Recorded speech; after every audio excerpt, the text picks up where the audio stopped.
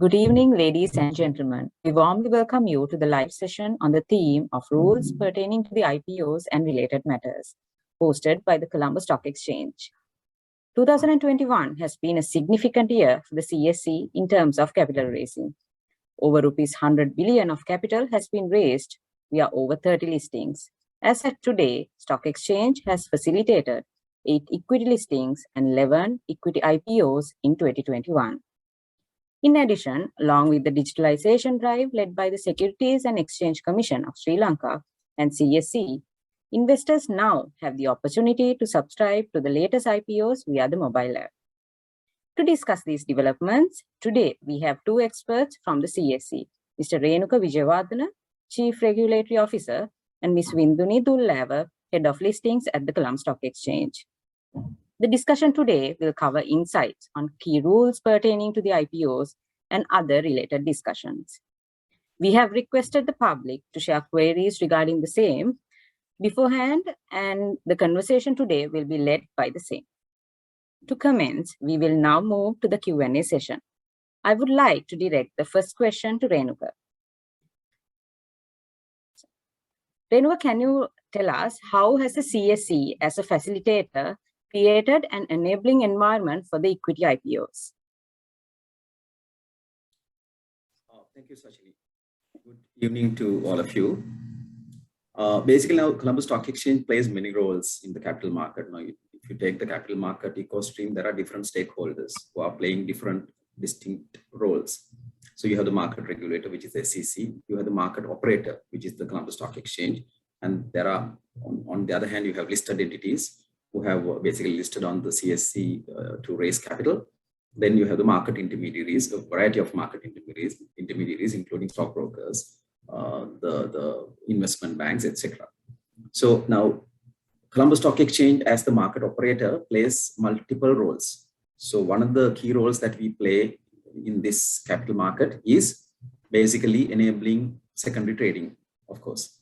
We create trading mechanisms, a trading platform, the technology, the mobile trading, and then online trading facilities, and the trading facilities which are given to the broker through our trading systems.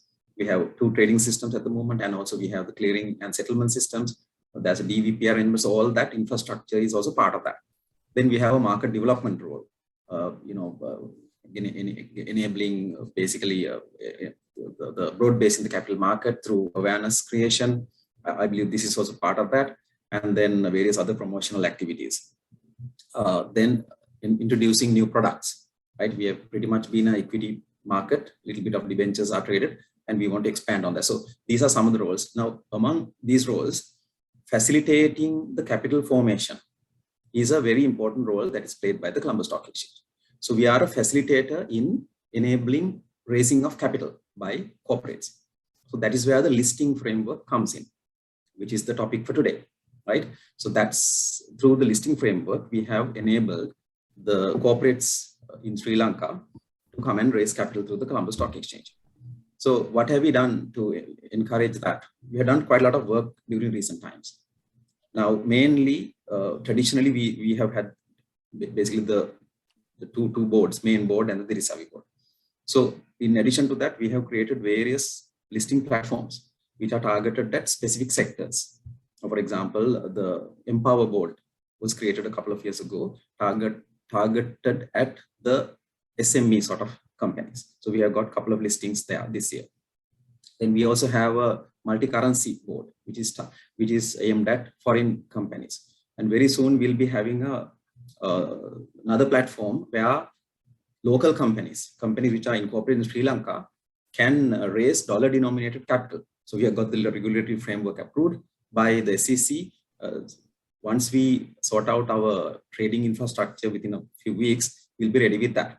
So that would mean that a local company could come and list on the CSE and raise capital in terms of foreign currency, which is a very exciting proposition. And it will be traded in dollars, but of course, among certain eligible investors. Not everybody will be able to trade in dollars. Those who are eligible to trade in dollars will be permitted. We have got the central bank to basically publish some rules also on that. So we are, in terms of the regulatory framework, we are ready. So likewise, we have come up with different platforms, different trading boards, different listing platforms and boards, which are specifically targeted at this kind of new listings. Then we have made our rules very flexible also in recent times. Now, initially we had the main board and the Risavi, but there were some rigid rules. So we made the rules very flexible during the last couple of years. Even within the main board criteria, there are three tests that we have basically given to companies. They could satisfy any of the 3 tests, and then they can get a listing on the CSE on the main board. Earlier, it was a must that the company had to have a 3-year profit record. Now, in addition to that, we have thrown in different other criteria. I believe Vindri will explain that. And then, so in addition to that, even the process, we have made it very flexible. Now, earlier we used to handle sort of a dual process with the SEC. Now, from the beginning of this year, with the concurrence of the SEC, now CSC as the market operator is handling all the listing applications, but of course under the supervision of the SEC. If there are waivers and all, we go to the SEC. Otherwise, we are independently handling it. And that has resulted in basically overcoming some of the inefficiencies that were identified earlier. So it has made the process very fast. Then on top of that, we have been very closely working with the potential issuers. We have been working with the investment banks, various intermediaries. We have a separate head for issuer relations. So we are going for targeted companies, canvassing them to come on board. We are even going and making representations. So there's a structured, basically a issuer relations program, which is in place during the last 1.5 years. So all these things would have contributed to this. On top of that, of course, the government also gave some tax concessions, which was immensely beneficial. A lot of companies, I think, took notice of, wanted to take advantage of that. And there was a real hectic rush to list a lot of companies this year. As you said, we have had 8 new listings this year, and there's some more to come. There are 3 more companies which have completed their IPOs, and there are some more companies which will hopefully have IPOs during this month. So altogether, this is going to be a very exciting year. So these are the things that we have done to create an enabling environment to for the issuers to raise capital to the market. Because remember, we talk of investor protection, we talk of creating and maintaining a fair and orderly market, public interest. All those concepts are very important. But something which is as important is exchange's role in facilitating capital formation, because that is exactly what creates this sort of environment where there are listed companies. So if you don't have listed companies listed on the exchange, you don't have investors, so you don't have anything else to do. So it is very, very important that we create a very enabling and flexible environment for corporates to come and raise capital to the market. And as our vision statement says, we want to be the preferred choice for creation of wealth and value. Preferred choice, because there are other avenues for corporates to raise capital, but we want to be the preferred choice. So this year, we are very happy to note that quite a lot of companies have made use of these platforms and they have come on board, and the interest is continuing. Thank you, Renuka. The next question we have is on the process of a company submitting an application for an IPO till them getting listed in the market. So I would like to direct this question to Induni. Induni, can you tell us how the IPO applications are being processed? Yeah, so firstly, what the whole process, how the whole thing works is, first the company submits an application to the CSE. And firstly, we check that the company complies with our eligibility criteria. If the company complies with those criteria, then we start processing the application. So when I say processing the application, what we do is we check whether the company's prospectus and other documentation contain all the disclosures required by the listing rules. Very often we note first time the company's disclosures do not contain all the requirements as required by the listing rules. So what we do is we highlight all those and revert to the company. And the company corrects the documentation and resends it to us. So it goes up and down between us and the company quite a few times until the documentation is perfected to be in line with the listing rules. Once the documentation, the prospectus, the financial statements, the valuation report, once all that is perfected to be in line with the listing rules, then we will grant CSE approval for the initial listing application of the company.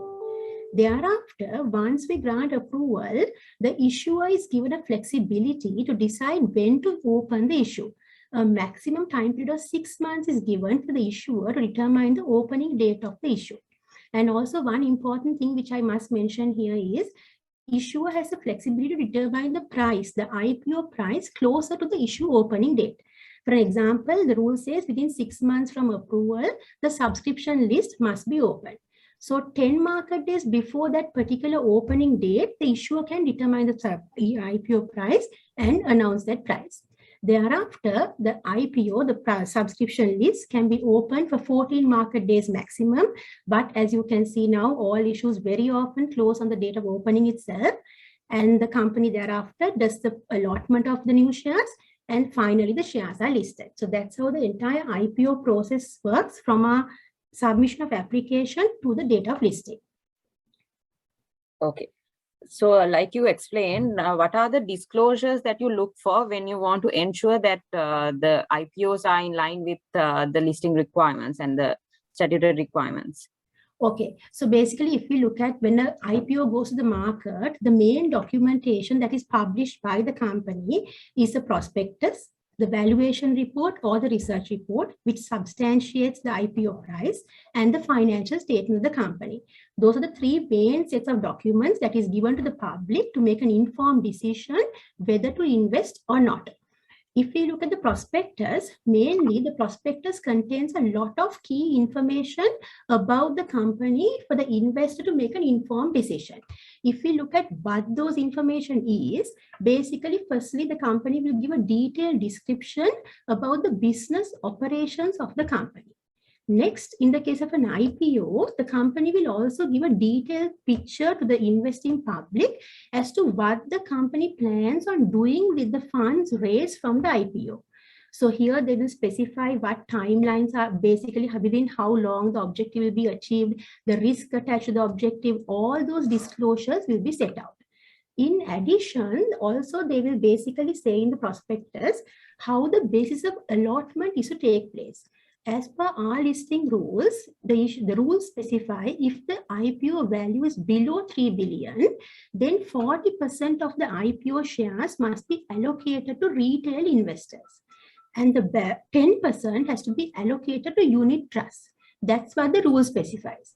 The balance, the issuer can decide on how to allot those shares. So that's the basis of allotment. Next, also the prospectus will contain some key disclosures on the lock-in of shares, because certain shares in the case of an IPO will be locked in, not the IPO quantity. It is a pre-IPO quantity will be locked in for a particular period.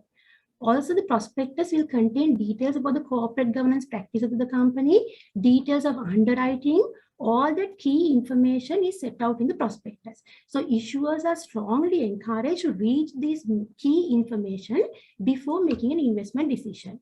In addition to that, in addition to the prospectus, there is a valuation report and the research report, which the investors can rely on to justify and check whether the IPO price is suitable. And finally, the financial statements of the company are also attached to the prospectus, enabling the issuers to look at the past financial performance of the company. So those are the key documents that go to the public domain. Okay. Thank you, Indranee. And I would, my next question is also towards you.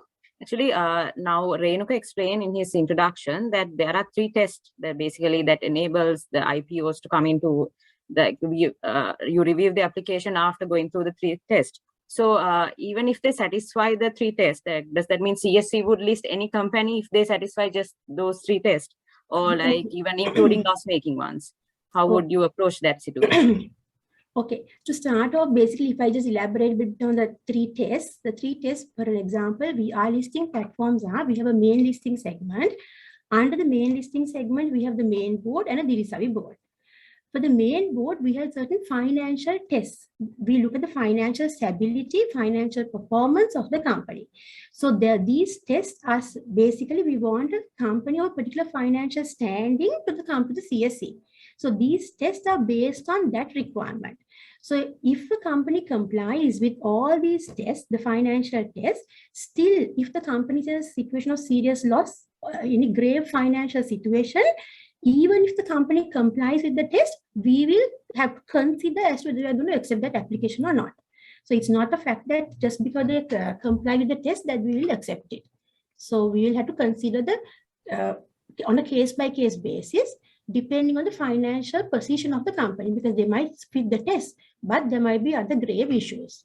So we will check and decide on a considered basis on a case-by-case basis. Okay, thank you, Indani. As I explained earlier, we requested the public to share queries regarding the subject beforehand. And so now the Q&A session will be on those questions that were raised by the public. This question is directed at Vindhani. With regard to an IPO, what are the documents required for the public domain? Okay, as I mentioned, basically the main documentation are the prospectus, the valuation report, and the research report, which substantiates the IPO price, and the financial statements of the company. Okay. What is the process or the method that can be used for share allocation in an IPO? Renuka, I think you would be able to give a explain this scenario. Yeah, this is an area which was hotly discussed recently, I think. So if I may go back several years ago, we didn't have specific rules on this, right? I'm talking about, say, 12, 15 years ago, we didn't have rule. I thought we had a broad rule which said that the applicant company must ensure that the allotments are carried out, allocation of shares is carried out in a fair manner. That's all that was there. So thereafter, we brought in a rule in consultation with SEC. In fact, there are two rules. Depending on the size of the IPO, value of the IPO, rules would depend. The minimum allocation rules would depend on the size of the IPO. Any IPO which is less than 3 billion rupees, 3 billion, B for boy, less than 3 billion rupees, that's a particular method. It's a mandatory provision which applies to retail investors and unit trusts. So 40% of the shares will have to be mandatorily allotted to the retail investors. Retail investors are defined in the rules. I think retail investors are any investor submitting an application of 100,000 rupees equivalent to 100,000 rupees or less. So that is retail. So 40% of the shares will have to be mandatory allotted to those retail investors. Then another 10% of the shares will have to be allotted to certain types of unit trusts. So 50% of the IPO value, if it is less than 3 billion, will take care of those. So the balance 50%, the rules will be silent on, rules are silent on the balance 50%. So balance 50%, which is normally referred to as non-retail component, there is a discretion given to the issuer. That is when the value of the IPO is less than 3 billion. When the value of the IPO is more than 3 billion, that the previous rule which I mentioned is not there, because those are large value IPOs where we want to give certain level of discretion to the company to carry out the allocations, because you must understand this. Now, large value IPOs, and in fact any IPOs, listed companies, the issuers are not going to just come to the market and test the waters. That's not how it happens anywhere in the world. They will want to get some assurances from certain segments of investors, strategic investors, maybe institutional investors. So with that arrangement, with that understanding only, they come to the market, because no company will be just going to the market expecting the people, the investing public to invest. So that's the fact that we must bear in mind. And then for a large value IPO, the only rule is it has to be, the allocation will have to be carried out in a fair manner. That's all. Of course, we have given a broad guideline to the investment bank, so they are aware that some component of retail allocation has to be there, but there's no rule. So that's the rule that is there at the moment. So I think most of the discussions that have taken place recently were about some small level IPOs around 500 million, which obviously comes under the first category, less than 3 billion. Okay, Renuka, my next question is also towards you. Actually, what are your views on the basis of share allocation used by this recent IPO, which had been quite a controversial topic and it had been on discussion for some time? So what are your views on that? Yeah, I mean, everyone knows, I think in social media, there were lots of discussions on this, about this particular IPO, where it was about, I think, for about 400 to 500 million, 400 million plus the total size of the IPO, where obviously then it comes under the first category. So IPO, which is value less than 3 billion. So 40% of the shares had to be mandatory allotted to retail investors, which the company did. And 10% had to be allotted to the types of unit trusts, which are specified in the rules. That was also done. So 50% is sorted out. Out of the balance 50%, where, as I mentioned, the rules are silent about it. So there's some element of discretion which is given to the issuer. So using that discretion, that particular company has allotted 50% out of the non-retail component, which is 25% of the entire value of the IPO, to employees of the group. So there is no violation of the rules. I must very clearly mention that, because we will never allow any company to carry out any IPO, any new listing, which is contrary to the listing rules. Let me give that assurance. It has to be in line with the rules. So including this company, they have conformed to the rules. So because there's some discretion given on the non-retail component, they have allotted certain amount to the employees of the group. Now, this was discussed in the social media especially. So all those discussions are pertinent, no doubt about it, but it relates to policy. Now, they have done the allotments within the current rules, right? Absolutely in line with the current rules. So the question is, can shares be given to the employees? First one. Answer is yes. How much can be given? So outside, within that non-retail component, we don't have a specific threshold. So therefore, they have used the discretion and given, I think, 25% of the entire IPO or 50% of the non-retail component. Whether those shares should be locked in, there's no policy on that. And these shares were allotted at the same issue price of the IPO. So generally, our approach towards this lock-in rules is, if the price is equal or higher than the IPO price, no locked in. So same thing will apply here. There's no rule. So whether these shares should be subject to lock-in is again policy, which we need to discuss. Then there's a question of certain companies are allotting shares to certain strategic investors. That happens. I mean, even the ones that came up after that also, you will notice that certain component of the shares are allotted, are reserved. It's known as preferential allotment. That preferential allotment has been retained by a lot of new issuers for certain segments of investors. So that is acceptable so long as they conform to the balanced part of the rules. So the discussion is, should that be allowed? If it is allowed, should there be a lock-in rule? So these are all discussions relating to policy, which we are prepared to do. And you cannot do it in a hurry. So you need to consult the stakeholders. There are always, we'll have to look at when forming policy, regulatory policy, we'll have to look at all aspects, right? Because when you say investor protection, it's investor protection of all people. And as I said earlier, we need these companies to come and list in order to have a market. So sometimes you need to have certain level of flexibility being given to the issuers also. But having said that, the issue here is this. Now, these small scale IPOs, when you have 400 million IPO, there's not much room available for non-retail investors. So any applicant more than 100,000 shares is a non-retail applicant. So they feel that they got a raw deal because they didn't get, they only got a fraction of the shares that they applied. So that's how this started. So all these new proposals, new thinking, or whatever the new requirements that are being spoken about, we'll have to carefully think through and listen to all parties, and then come up with a policy, which we are planning to do in the future. Of course, that will apply in the future. At the moment, the rules, if any company which conforms to the rules that I mentioned earlier in relation to allotment of shares or minimum allocations, we'll be happy. We are fine with that. Okay, thank you, Renuka.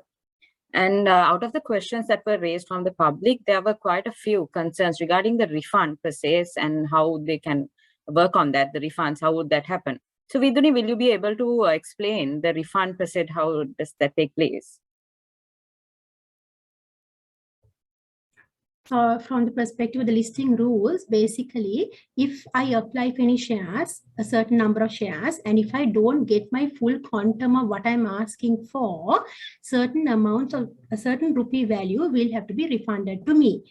What the listing rules specify is that any refund which is due to me has to be done by the company within 8 market days from the closure of the issue. Of course, the rules also specify if the company does not make a refund within this period, then the company must pay a certain interest to me for not complying with the listing rule period identified. So that's how the refunds work. The company makes the refunds directly to the respective investors' accounts within 8 market days. Okay, Vinduni. And also there was another question raised during the live session, I would like to direct that question to Induni. Induni, can you explain the difference between the Dirisavi listing and the main board listing? Okay, so basically in REST, as I mentioned before, we have a main listing segment under which we have two boards. One board is a main board, the other one is a Dirisavi board. Each board has their respective eligibility criteria to be listed. For example, if a company is wanting to seek a listing on the main board, the company must have a capital requirement of 500 million as at the date of listing. Apart from that, the company must satisfy one of the financial tests set out in our listing rules. Basically, we have given 3 tests. So depending on the financial position of the company can satisfy one of these tests. If I broadly just cover what the test involve, for an example, the company must have a certain amount of net profit, or else a company can have aggregate net profit for the past 3 years. And the company should also have positive net assets. So that is one test. If a company complies with this, yes, they can seek a listing on the main board. If a company does not comply with test 1, which I just explained briefly to you, there's another test, the second test, that is the company should have a revenue, aggregate revenue for the past 3 years of rupees 3 billion and a market capitalization of rupees 5 billion as a date of listing. So that is test 2. If the company cannot comply with test 1, then test 2 is available for them. Also, a company which cannot comply with test 1 and test 2 both have a third option. Here, test 3, basically what it says is the company should have positive operating cash flows for 2 years before the application to the CSC and a market capitalization of rupees 5 billion as a date of listing. So the company must satisfy one of these tests in addition to the capital requirement of 500 million. So next, apart from that, the company also must have a certain number of its shares held by public shareholders. There again, we have given 5 options. The company can decide to what extent they are going to let the public into their company. So public holding is a requirement. And apart from that, the company's financial statements should be unqualified. They should have a clean audit opinion. So if a company complies with all these criteria, then yes, they can comply and list on the main board of the CSC. Next, if you look at Dirisavi board capital requirement is only 100 million. It's lesser than 500 million, which is required in the main board. Here again, 100 million capital requirement, and there are certain financial tests which are given. Of course, there are 2 financial tests here. The company can select one of the 2. One financial test is the company should have positive net assets. If they do not have positive net assets, then the company should have a revenue of rupees 350 million and a market capitalization of rupees 2 billion as a date of listing. So if a company complies with one of these tests, and also a certain number of the company's shares must be held by public shareholders. Here again, there are 2 options given. The company can decide on to what extent they're going to let the public into their company. And finally, the company's financial statements should be a clean set of financial statements. So if all these requirements are satisfied, the company can seek a listing on the Dirisavi board of the CSC. So those are broadly our criteria for the respective boards. Ashini, I think I have been informed that there's a question based on my comment given on the allotment of shares. Somebody has asked that the particular company that you were talking about, then they were silent about the allotments to employees in the prospectus, but anyway, they went ahead and allotted. On what basis did they do that? That's a good question. Actually, the prospectus is a legal document. So once the prospectus is, once the in-principle approval is given by the CSC, the company issuer will publish the prospectus. So there could be amendments done to the prospectus later on. That is accepted in according to the Companies Act. So this particular company, although the initial version was silent about this preferential allotment to employees, after a few days before the IPO started, the company made an addendum. There was an amendment to the prospectus giving this particular basis of the percentage of shares to be allotted to the group employees. So that was done via an addendum to the prospectus, which was published. Even now in our website, it is published. So it's done in accordance with the provisions of the company law. I think somebody would have read only the prospectus, the initial version, which probably didn't have this. You have to read all the documents to understand get the full picture. So when you read the addendum, that part was clearly set out. So it's done properly in consultation. They informed us, and there was, I think, an announcement. Correct me if I'm wrong. I think there was a notification to the market also. So all this was done before the opening of the IPO. That's about this share allotment. I think CSE website is quite resourceful. If you actually refer to it, everything is there, including the listing rules, which Vinduni explained clearly. Okay, so thank you, Vinduni and Renuka. So Renuka, next question is for you. Renuka, can you explain what should an investor consider when applying for an IPO? Are there any particular aspects, or how should they proceed? Yeah, so Vinduni explained the documentation that will be put out by the company, the prospectus, the final version of the prospectus signed by the directors, then the financial statements, audited accounts up to 12 months, unaudited financial statements up to 6 months, or sometimes if the process drags on, we can call some even more recent accounts, the valuation report or the research report. So those are the basic documents that are published. So investor will have to read the documents, understand it, especially now remember CSC's role is as a facilitator. We are not into merit-based regulation here. We are a disclosure-based market. So we enable, we promote, we facilitate disclosures, adequate disclosures. So the adequacy of disclosures are contained in our rules. And also there are various other, I think Vinduni mentioned about the listing framework. In addition to the rules, there are certain guidelines given to investment banks. So they are pretty much conversant about that. So all these documents are prepared in terms of those rules and the guidelines. So the disclosures are our mechanism of promoting listings or regulating this listing regime is through information. It's information-based, disclosure-based regulation. So the ultimate decision is with the investor. We are not, I'll take a very small example. If a company wants to raise, say, certain number of shares, and if the issue price is say 20 rupees, right? We are not going to sit on judgment whether 20 rupees, this share is worth 20 rupees. Should it be less? Should it be more? That is not part of the CSC's regulatory framework. Let me make it very clear. That is merit-based regulation. We are not into that. Now, what is our approach? So companies, the board has decided that 20 rupees is issue price. We will require documentation to support that 20 rupees. A research report, a valuation report, right? That will probably give some guidance for the investing public to figure out whether 20 rupees is worthwhile to buy this share 20 rupees. So you have to read and understand and agree. If you can't understand it, we always say in the prospectus also, it's there, it's clearly mentioned in the prospectus. You need to consult your stockbroker, the professional advisor, somebody, and get their views. CSC is not into that. I think a lot of people ask, how is this IPO? There's some IPO coming up. What do you think of that IPO? We don't have a view on that. That is not the role of the Colombo Stock Exchange. That is why you have the research arms of stockbroker firms, investment advisors. They are the people who should guide investing public on that.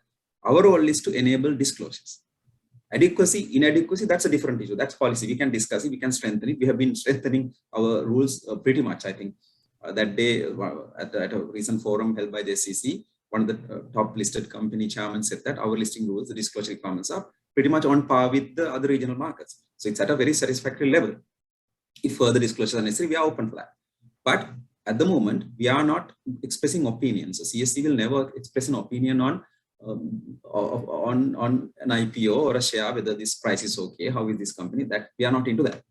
So the investor will have to read and understand these three documents, especially, I mean, I can give some guidance on a couple of matters. What are the objectives of this offer? They are raising funds. The funds are going for what? What is the purpose? Are they having multiple purpose? So just check what the purposes are, right? And the feasibility of it and the timelines. And there are risk factors connected to those investments. So read and understand. So the prospectus, all the prospectus have the standard chapters. So we also carefully go through it, and we encourage the issuer to disclose more and more. If there are any areas which are not very clear, we get them to clarify, right? So we sometimes sit in the position of a normal investor. If it is not clear to us, it will not be clear to the investor. So that has been our approach. So we demystify to the best of our ability the disclosures in the prospectus. So you need to understand this area, this section, and the price, the valuation report, or maybe the research report. And please talk to your broker, your investment advisor. and obtain their views, and then decide whether to invest or not. Thank you so much, Renuka. That was quite useful explanation with all these IPOs coming up for all our new investors out there. And also during this IPO process, I think there are some practical concerns that the investors have is how the application process, or can we go for 2 applications, or can someone use another person's account instead of their account? So regarding those concerns, Binduni, will you be able to address those practical concerns that they have? Yeah, so basically 2 issues on multiple applications. Generally, we don't have a rule on it, but what is recommended is not to permit multiple applications, to give a fair chance to every person. On the fact of basically refunds, what we encourage and what is required is a person, if I'm applying for an IPO, I must apply through my bank account, and any refund due to me automatically then will come back to my account. So that is our stance. Application of applying for an IPO must be done through your own bank account. Okay, thank you, Binduni. And also, Renuka, this question is directed at you. Have you received any complaints regarding the IPOs, the upcoming listings, and the ones that have been concluded? Have you received any complaints about these IPOs? Well, we don't have a structured complaints handling process on IPOs. But of course, if somebody has an issue about an IPO, they are more than welcome to write to us, highlight it to us. In fact, that has happened previously. We don't have any complaints at the moment on the current ones. But now recently there have been some issues like that, and certain representations have been made to us on matters which might, some people have contested certain statements given in prospectus. That can happen. And sometimes the accuracy of it has been challenged. And so there could be various scenarios like that. So if somebody has a complaint, it could be relating to some disclosure, it could be relating to the genuineness or the authenticity of some information. So you can always refer the matter to us. But of course, if it is about some procedural thing, they can check with the issuer or the managers to the issue, or even the registrars to the issue. Now, queries like how to apply, and can I send my application through some other method, or can I pay this way, that? I mean, these are all procedural matters, so that can be probably addressed to the issuer or the managers to the issue, or the registrars to the issue. But any matter relating to the disclosures made in the prospectus or in the financial statements or in the research report or valuation report, I think if somebody seriously thinks that there is some misrepresentation or maybe some erroneous